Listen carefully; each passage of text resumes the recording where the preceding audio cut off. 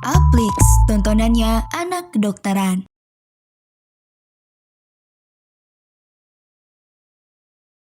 Halo, selamat pagi semuanya. Jadi, perkenalkan aku Ari. Di sini kita akan bahas tentang e-learning infeksi tropis. Ya, adapun topik bahasan yang akan kita bahas untuk penemuan kali ini adalah pertama, teman APMED mampu mengetahui definisi dari penyakit infeksi tropis, kemudian teman APMED mampu mengetahui gejala dan tanda dari penyakit infeksi tropis, dan teman APMED mampu mengetahui terapi dari penyakit infeksi tropis. Ya, outline-nya yang pertama tentang pecacingan, kemudian kita akan bahas tentang malaria, kemudian kita bahas tentang HIV, leptospirosis, dengue, kemudian tentang rubella, scarlet fever, dan mumps ya. Oke, pertama kita akan bahas tentang cacing ya. Nah, infeksi cacing itu yang pertama ada infeksi enterobiasis ya atau cacing krimi atau oksiuriasis ya. Nah, karakteristiknya adalah ada gatal di anus terutama malam hari. Nah, penunjangnya dengan cara Scotch tape ya. Telurnya dia berbentuk cembung satu sisi seperti ini ya. Cembung satu sisi, kemudian bentuk efektifnya dalam bentuk telur ya. Jadi bentuknya cembung satu sisi. Pengobatannya adalah dengan pirantel pamuat ya, pirantel pamuat 10 mg per kg. Oke, kemudian yang kedua ada nekatoriasis atau ankylostoma. Ya, itu cacing tambang, gejalanya ada mual, muntah, anemia, diare, ya, protein lewat kulit. Nanti ciri-ciri telurnya adalah dinding tipis bersegmen, ada isi 4-8, bentuk infektifnya larva filariform. Ya, terlaksana dengan albendazole 400 mg. Kemudian ada askariasis. Askariasis itu cacing gelang ya.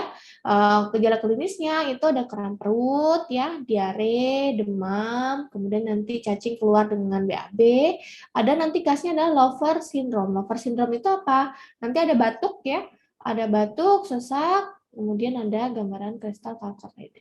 Ya, jadi dia sering banget dia infeksi ke paru gitu ya. Bentuknya dinding telurnya 3 lapis bergelombang seperti ini, bulat ya. Ada pigmen coklat, Nicas ascariasis, terlaksana dengan albendazole 400 mg. Kemudian ada trikuriasis, cacing cambuk ya. Nanti gejala klinisnya ada nyeri ulu hati, diare darah, dan prolaktaksi. Kemudian bekasnya telurnya bentuknya seperti tempayan. Ya, nanti operculumnya ada di dua sisi seperti ini. Ya, bentuk infektifnya telur, terlaksana sama albendazole. Ini kalau tempayan kayak gini, trikuriasis. Di soal yang sering keluar itu adalah nanti dikasih gambar. Ya, nanti ditanya penyebabnya apa gitu ya. Jadi perhatikan ciri khas telurnya ya. Kemudian selanjutnya ada sistosomiasis. Sistosomiasis ini lewat kulit ya. Khasnya dia ada diare berdarah, demam, hepatosplenomegali, dan nanti khasnya ada riwayat pergi ke danau ya. Kalau di soal UKMPD bilangnya danau Lindau ya. Kalau ada kayak gitu berarti dia sistosomiasis ya. Dia sering dengan ada riwayat kontak dengan siput ya. Nanti ada hematuria terutama yang sistosoma hematobium ya. Nah, telurnya ada yang Japanicum. Ya, kalau Japanicum tuh kayak bendera Jepang ya, jadi telur bulat gitu ya, nggak ada operculumnya. Kemudian Schistosoma mansoni, ya, jadi dia kayak orang ngomong gini ya. Dia ada operculum di tepi dan hematobium. Nah, ini yang operculumnya di tengah ya. Nah, stadium infektifnya adalah stadium Cercaria. Terapinya dengan cara pemberian praziquantel 40 mg per kgbb atau praziquantel 60 mg per kgbb untuk yang hematobium ya. Kemudian taniasis, cacing pita ya. Nanti ada dua, ada tania solium, ada tania saginata. Kalau babi itu tania solium, kalau sapi itu tania saginata. Telurnya bentuk bulat dengan stri dan adanya proglotit nanti. Ya, proglotit itu nanti bisa ketemu di feses ya. Terapinya dengan pemberian praziquantel 10-20 mg per kgbb dosis tunggal. Kemudian ada yang strongyloides. Strongyloides itu cacing kutanis 8 mg. Ya, sering dia ketemu pada orang-orang yang sering bermain di pantai tanpa alas kaki. Ya, jadi nanti larvanya tembus ke kulit. Nanti disertai rasa gatal. Stadium infektifnya adalah dalam bentuk larva filariform. Terlaksana dengan albendazole 400 mg ini kutanis 8 mg ya CLM. Kemudian ada filariasis. Filariasis kaki gajah ya. Penyebabnya bisa Borrelia bancrofti, Brugia malai, Brugia timori gitu ya.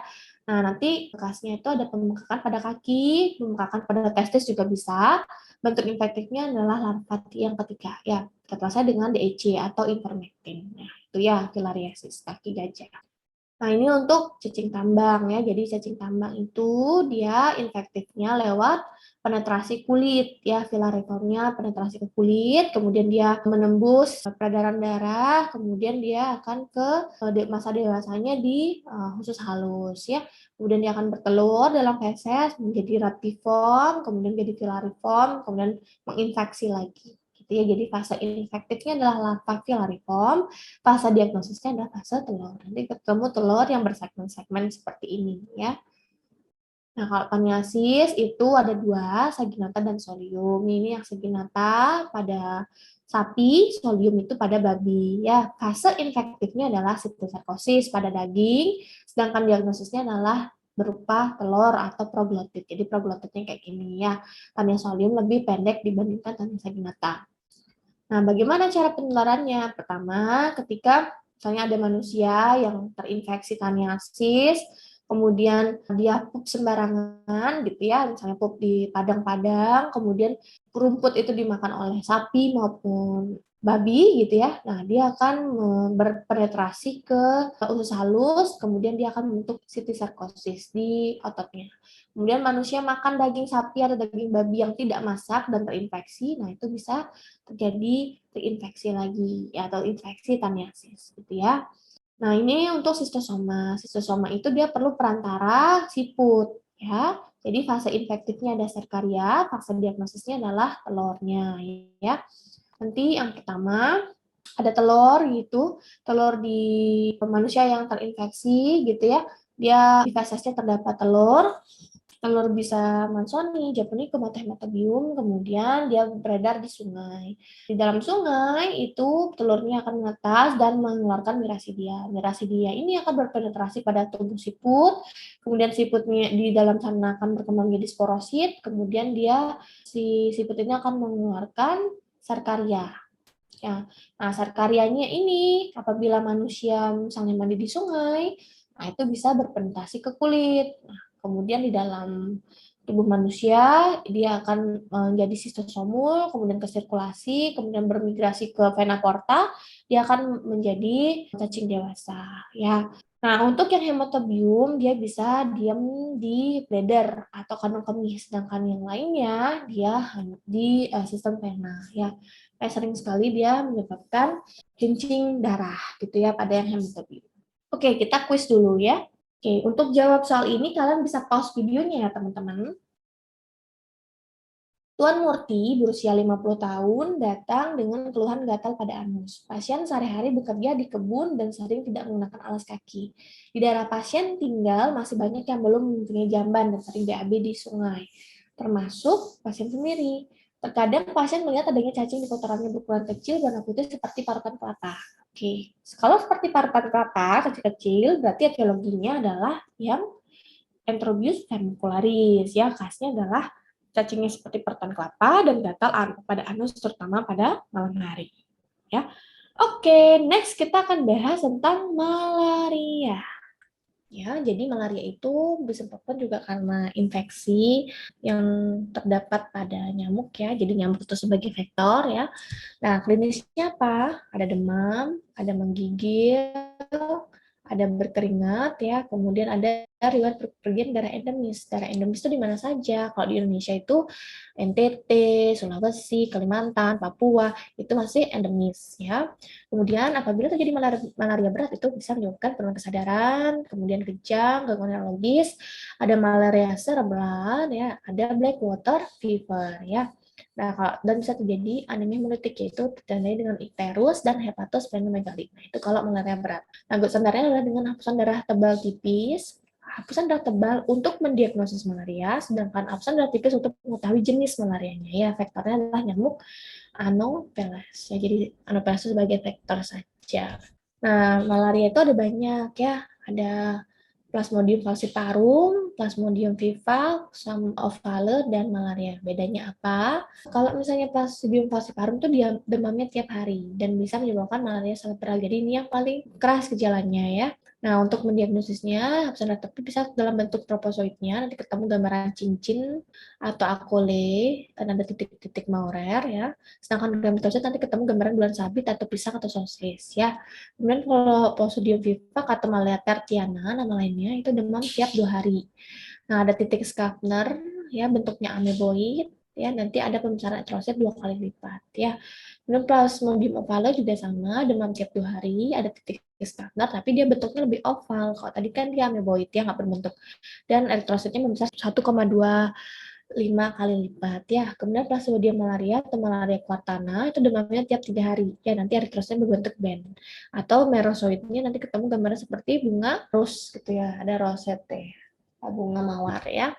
Jadi itu karakteristik malaria. Ya, ini bisa sering ditanyakan di soal KPPD.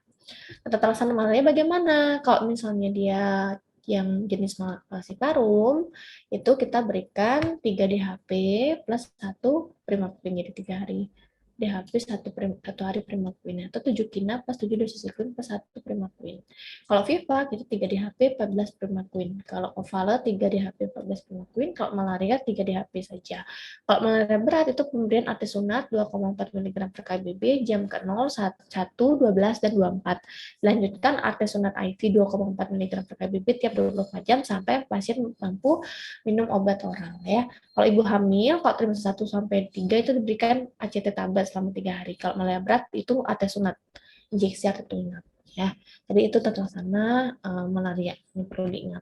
Kemudian profilaksis malaria ini diberikan apabila kita sebagai orang yang tidak tinggal di daerah endemis bepergian ke daerah endemis. Ya, bisa diberikan doxycycline 100 mg per hari 1-2 hari sebelum keberangkatan sampai 4 minggu setelah pulang dari daerah endemis, maksimal 6 bulan ya. Ibu hamil dan anak-anak dipilihnya mefloquine 250 mg per minggu. Diberikan 2 minggu sebelum keberangkatan hingga 4 minggu setelah pulang dari daerah endemis. Ya, itu profilaksis malaria. Nah, ini obat-obat malaria, ada yang nalaron atau atopakon, itu diberikan 1-2 hari, profilaksisnya 1-2 hari sebelum keberangkatan sampai 7 hari sudah keberangkatan, diminum setiap hari. Tidak boleh diberikan pada ibu hamil. Kemudian ada chloroquine. Chloroquine itu sama, diberikan 1-2 minggu sebelum keberangkatan sampai 4 minggu sudah keberangkatan, diminumnya per minggu ya. Kemudian ini ada darah-darah yang resisten terhadap chloroquine, contohnya Papua ya. Kemudian doxycycline itu diberikan 1-2 hari sebelum keberangkatan sampai 4 minggu sudah keberangkatan. Ya, diminum setiap hari, kontraindikasi pada ibu hamil dan anak-anak di bawah 8 tahun. Mefloquine itu diberikan 2 minggu sebelum keberangkatan sampai 4 minggu setelah keberangkatan, diminum per minggu, kontraindikasi pada gangguan psikiatrik atau kejang. Kemudian primaquine juga bisa diberikan pada 1-2 hari sebelum keberangkatan sampai 7 hari sudah keberangkatan, tidak boleh diberikan pada defisiensi GSPD maupun wanita hamil ya. Oke, kita kuis dulu. Untuk jawab soal ini, kalian bisa pause videonya ya. Oke, Tuan Bala berusia 32 tahun datang dengan keluhan demam sejak 1 minggu yang lalu. Demam dikatakan naik turun. Keluhan disertai dengan menggigil, serta pasien sering berkeringat saat suhu demamnya turun. Oke, ada berkeringat, ada menggigil, itu khasnya ya. Demam serta menggigil dan berkeringat. Pasien baru saja pulang dari Papua. Oke, ada pergian ke daerah endemis. Pada pemeriksaan hapusan darah tebal tipis dapatkan gambaran band. Dalam band berarti yang malaria. Terapinya adalah dengan kombinasi terapi artemisin, ya DHP. Oke, sekarang kita bahas tentang HIV dan AIDS ya. Nah, HIV itu ada stadiumnya, ada stadium 1, 2, 3, dan 4. Ya, stadium 1 itu ada penurunan berat badan tapi masih bersifat asimptomatik. Stadium 2 itu ada penurunan berat badan kurang dari 10%, ya, ada rash, ada herpes zoster, ada ISPA yang berulang, dan ada ulkus di mulut. Stadium 3 itu berat badannya sudah turun lebih dari 10%, ada kandidiasis oral, diare lebih dari 1 bulan, ada pneumonia, ada TB paru, dan ada trombositopenia dan neutropenia ya. Stadium 4 itu sudah wasting syndrome, jadi udah kurus banget pasiennya, ada kandidiasis esophagus, ada limfoma, ada sarkoma Kaposi, ada pneumonia ya, TB paru, toksoplasmosis, dan bisa ketemu meningitis streptococcus ya. Oke, diagnosis HIV yang pertama dengan rapid test ya, kemudian selanjutnya bisa dengan immunoassay ya, kemudian lainnya dengan PCR, DNA HIV atau RNA HIV, terutama pada bayi. Gold standarnya adalah dengan Western blot ya. Nah, nanti juga setelah didiagnosis HIV, misalnya positif, harus diukur CD4-nya, jumlah CD4-nya berapa. Diagnosisnya minimal 3 kali pemeriksaan kombinasi positif ya, baru ditegakkan sebagai HIV. Nah, terapi HIV itu ada terapi lini 1 dan lini 2. Ya, lini satunya itu adalah kombinasi tenofovir, lamivudin, dan efavirenz. Atau jika kontraindikasi atau pilihan tidak tersedia, bisa dengan kombinasi yang di bawah ini ya. Intinya adalah 2 NRTI dan 1 NNRTI. Yang termasuk NRTI adalah sidofudin, lamivudin, ya, stafudin, didanosin, abacavir. Kalau NRTI itu ada nevirapin dan efavirenz. Ya, pokoknya 2 NRTI dan 1 NNRTI. Nah, mulai ARV tanpa melihat nilai CD4. Berapapun nilai CD4 harus mulai start ARV. Bagaimana kalau pasiennya dengan TB? Ya, kalau misalnya HIV dengan TB, kita mulai OAT dulu. Jadi OAT dulu, baru dilanjutkan dengan ARV 2-8 minggu setelahnya. Apabila CD4-nya di bawah 50, dimulai start 2 minggu ya setelah OAT. Nah, kalau misalnya pasien HIV dengan Cryptococcus, itu mulai HRV-nya 4-6 minggu setelah pemberian anti jamur ya. Pada ibu hamil juga sama. Jadi obati TB-nya dulu atau Cryptococcus-nya dulu baru start OAT. Nah, efek samping dari obat ARV, kalau lamivudin itu sering sakit kepala, nyeri perut, pankreatitis. Kalau stafudin itu sakit kepala, nyeri perut, neuropati. Kalau sidofudin itu sakit kepala dan anemia. Abacavir itu ada reaksi hipersensitivitas, ya, ada demam, ruam. Kalau didanosin itu pankreatitis, neuropati perifral, dan diare. Kalau efavirenz itu sering mengantuk, ada ruam, mimpi aneh, gitu ya. Kalau nevirapin itu keracunan hati bisa. Kalau yang lopinavir, diare. Kalau nalvinavir juga sama diare ya. Nanti ada diberikan misalnya minum pada malam hari saja, atau misalnya minum bersama dengan makanan ya karena rasanya pahit, dan misalnya 2 jam setelah makan karena sering menyebabkan tidak enak di perut ya. Jadi harus ingat beberapa obat itu cara pemakaian. Nah, profilaksis infeksi oportunis KB ya, kapan diberikan profilaksis? Apabila sudah stadium 3 atau 4, atau misalnya kadar CD4-nya di bawah 200, atau HIV dengan TB. Nah, apabila ditemukan infeksi oportunistik, tunda ARV hingga 2 minggu. Berikan dulu cotrimoxazole 1 kali 960 mg. Kapan dihentikan? Jika klinisnya sudah membaik atau CD4-nya lebih dari 200 dan OAT sudah selesai. Nah, ada yang namanya ARV induced hepatotoxicity. ARV induced hepatotoxicity jika SGOT skipetnya meningkat kurang dari 5 kali, itu lanjutan pengobatan dan berikan terapi simptomatis dan berikan hepatoprotektor. Apabila SGOT skipetnya meningkat lebih dari 5 kali, stop ARV yang dicurigai adalah nevirapin, ganti ARV yang dicurigai dengan ARV 1 golongan. Jadi biasanya sering menyebabkan peningkatan SGOT skipetnya adalah nevirapin. Oke, kita kuis dulu tentang HIV ya. Oke, apakah gold standar dalam melakukan pemeriksaan diagnosis HIV dan AIDS? Jawabannya adalah Western blot, yaitu gold standarnya. Oke, selanjutnya kita akan bahas tentang leptospirosis. Ya, leptospirosis ini sering terkait dengan banjir dan tikus. Ya, jadi penyebabnya adalah bakteri leptospira. Ada gejala ringan yaitu cuma demam dan nyeri betis. Kalau berat itu bisa skalanya ikterik. Ya, pusat tunjangnya ada dengan MET, ya, mikroskopik agglutinin test dan Doppler mikroskop. Ya, jadi biasanya yang sebagai hostnya adalah tikus atau hewan pengerat, atau bisa juga sapi, bisa juga hewan yang lainnya, tapi paling sering adalah hewan pengerat. Terapinya kalau ringan, berikan dosis rutin 2 kali 100 mg selama 14 hari. Kalau berat, penisilin G 1,5 juta unit setiap 6-8 jam IV. Oke, kita kuis dulu tentang leptospira. Kalian bisa pause video ini ya untuk jawab soalnya. Tuan Mumi berusia 20 tahun datang dengan keluhan demam. Demam dikatakan tinggi. Pasien juga mengeluhkan matanya menjadi kuning. Kulit badannya juga terlihat kuning. Sebelumnya belum pernah seperti ini. Terasa sangat nyeri di otot betis. Saat dipalpasi, pasien merasa nyeri pada otot betisnya. Pada pemeriksaan Doppler mikroskop temukan adanya mikroorganisme Leptospira. Seminggu lalu rumah pasien sempat kebanjiran. Apakah diagnosis pasien? Oke. Ada banjir, kemudian ada ikterus dan nyeri betis. Jelas-jelas ini leptospirosis ya. Oke, next kita akan bahas tentang Dengue. Ya, Dengue atau Dengue fever itu adalah suatu penyakit yang disebabkan oleh karena infeksi virus Dengue, di mana memerlukan faktor nyamuk ya. Gejala klinisnya adalah demam, nyeri otot, nyeri sendi, nyeri kepala, dan mual muntah, bisa disertai perdarahan. Demamnya bersifat bifasik, ya seperti tapal kuda. Jadi dia tinggi di hari 1-3, kemudian turun pada hari ke-4 sampai ke-5, dan naik lagi pada hari ke-6 sampai ke-7. Ditemukan klinis yang pas adalah trombositopenia, trombositnya turun di bawah 150.000. Nah, dengue hemorrhagic fever ini adalah dengue fever plus kebocoran plasma, ya. Jadi dia ada peningkatan hematokrit lebih dari sama dengan 20%, dan ada HC test dan evosi pleural. Nah, untuk dengue ada gradingnya, ya. Kalau demam dengue saja berarti hanya gejala, ya, demam disertai 2 gejala atau lebih seperti sakit kepala, kemudian nyeri retroorbital, mialgia, dan artralgia. Kemudian DBD yang pertama itu gejala di atas ditambah uji bendungnya positif, jadi tourniquet testnya positif dan ada trombositopenia, ya, kurang dari 100.000. Kalau kedua, itu adanya perdarahan spontan, misalnya epistaxis gitu ya. Kalau derajat 3, gejala di atas tambah gagalnya sirkulasi dan akal dingin. Kalau derajat 4, itu tekanan darah dan nadinya tidak terukur. Ya, jadi itu grading DBD. Jadi biasanya ditanya juga gradingnya, ya. DBD grade berapa. Nah, kemudian bagaimana cara melakukan tes tourniquet? Tes tourniquet itu caranya adalah pasang mangset, hitung sistolik dan distoliknya dibagi 2, kemudian diangkat sama menit, kemudian nanti kita hitung di sini apabila ada PTQ lebih dari 10, di area diameter 2,5 cm dikatakan positif tes rampel tesnya, ya. Oke, untuk dengue, untuk misal penjamnya, untuk hari pertama sampai ketiga kita bisa cek NS1, ya. Apabila hari demam sudah hari keempat, itu bisa kita cek IgM dan IgG anti dengue, ya. Nah, apabila IgM dan IgG-nya positif, berarti dia termasuk infeksi dengue sekunder. Apabila IgG yang positif, berarti dia pernah terkena dengue. Apabila IgM saja, berarti infeksi dengue primer. Kalau misalnya negatif, dua-duanya berarti bukan dengue. Terapinya, untuk DBD grade 1 dan 2, yang pertama kita berikan cairan awal. Cairan awalnya adalah ini.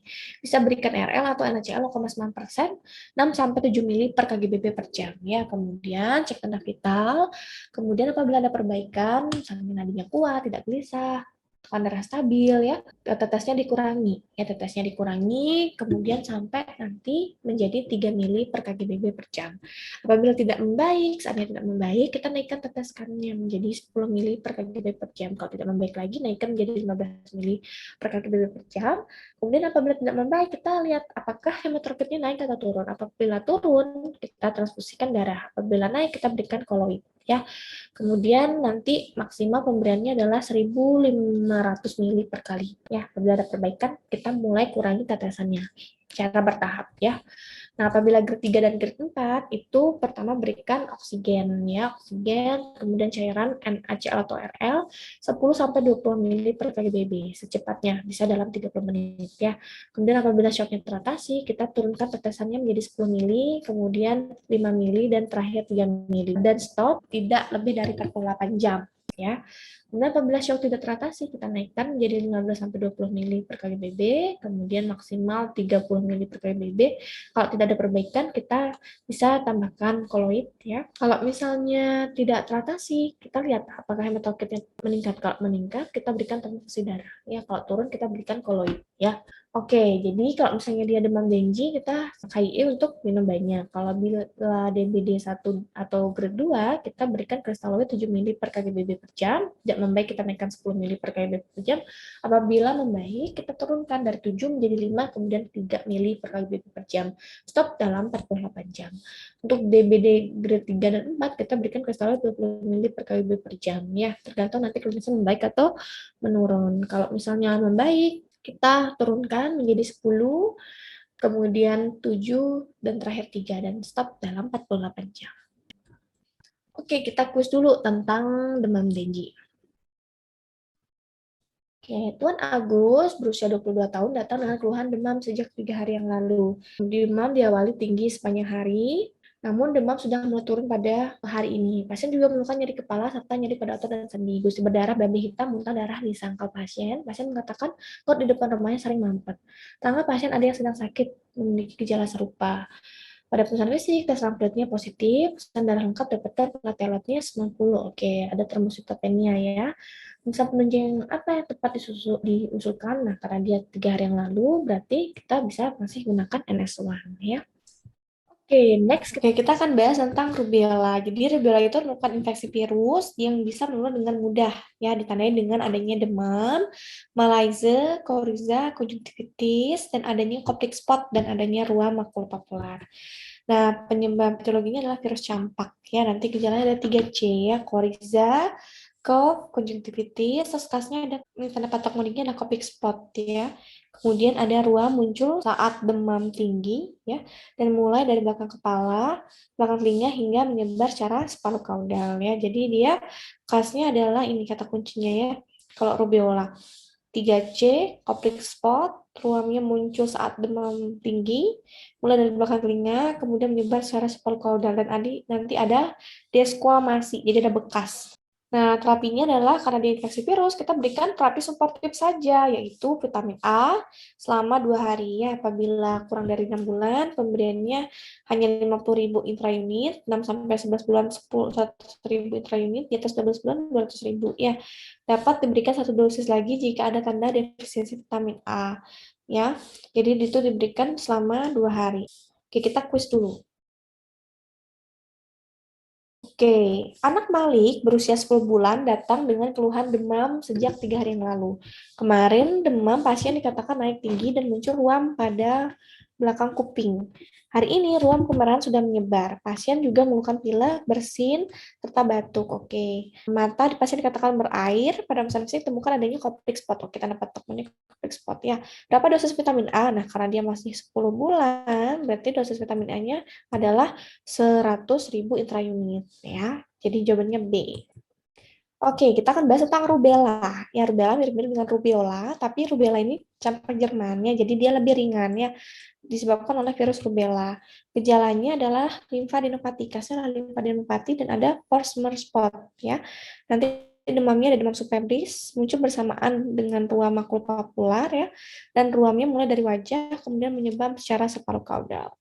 Terapinya dengan terapi suportif, yaitu berikan paracetamol dan hidrasi cairan yang cukup. Apabila nyeri, bisa diberikan dengan NSAID dan jaga keseimbangan elektrolitnya. Yang penting adalah cairan, ya. Oke, kita kuis dulu tentang rubella. Oke, anak Mumun berusia 3 tahun datang dengan keluhan demam sejak 3 hari yang lalu. Bersamaan dengan demam dikatakan muncul ruam kemerahan. Oke, muncul ruam bersamaan dengan demam, ya. Ruam muncul pertama kali pada daerah wajah dan ada pembesaran kelenjar limfa, ya. Pada pemeriksaan fisik ditemukan adanya Forstmann spot. Oke, kalau ada Forstmann spot, diagnosisnya pasti rubella. Jadi jawabannya A. Oke, kita akan bahas tentang scarlet fever. Ya, scarlet fever itu disebabkan oleh Streptococcus grup A, ya, di mana dia akan menyebabkan exanthema erythema diffuse, ya. Nanti ada demam tinggi, ada tonsilitis, ya, ada vomiting, ada cervical lymphadenopathy dan strawberry tongue. Ya, nanti kasnya nanti setelah dia ada nyeri tenggorokan, ada demam tinggi, ada lesi di tubuhnya, ya, exanthema erythema yang diffuse. Terapinya pemberian antibiotik penisilin dosis 250 mg 2 atau 3 kali sehari, atau misalnya amoxicillin 50 mg per kali BB 1 kali per hari, atau 25 mg per kali BB 2 kali per hari, ya. Cefalexin bisa 20 mg per kali BB per dosis diberikan 2 kali sehari selama 10 hari, atau cefadroxil 30 mg per kali BB 1 kali sehari selama 10 hari. Terapi sportifnya bisa diberikan antipiretik, antihistamin oral, dan emollient. Oke, kita kuis dulu tentang demam scarlet. Nah, ini contoh soalnya, ya. Anak Kumi berusia 13 tahun datang dengan keluhan demam tinggi sejak 3 hari yang lalu. Dikatakan pasien merasa nyeri menelan dan ada tonjolan terasa di belakang rongga mulut.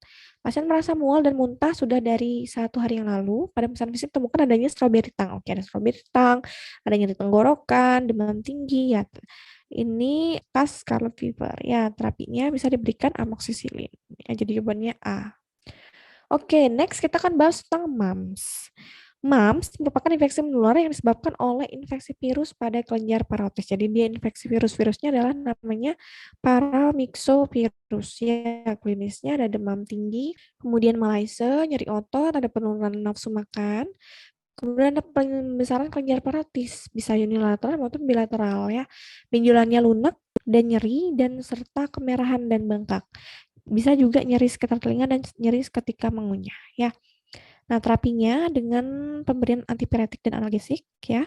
Bisa paracetamol, bisa ibuprofen, berikan hidrasi yang kuat, nutrisi seperti biasa, bisa kompres hangat pada kelenjar parotis dan namun hati-hati, MAMS ini bisa menyebabkan komplikasi, bisa infeksi sistem saraf pusat dan sebaiknya pasien dirawat apabila tidak menunjukkan perbaikan dalam 3 hari. Oke, kita kuis dulu tentang MAMS ya. Nah, kalian bisa pause dulu videonya untuk jawab soal berikut ini. Oke, Nona Kunti berusia 23 tahun datang dengan keluhan demam tinggi sejak 3 hari yang lalu. Pasien merasa ada yang bengkak, nyeri, dan menonjol di bagian pipi bawah telinga kanan. Pasien merasa lemas dan tidak bisa beraktivitas, merasa tidak enak makan, serta nyeri saat pasien mengunyah. Diagnosis pasien adalah oke ada benjolan ya. Nah, ini MAMS ya, kasus MAMS. Bisa juga menyerang semua usia ya, tapi paling sering anak kecil. Oke, sekian untuk materi infeksi tropis kali ini. Sampai jumpa di video berikutnya. Bye-bye. Aplix, tontonannya anak kedokteran.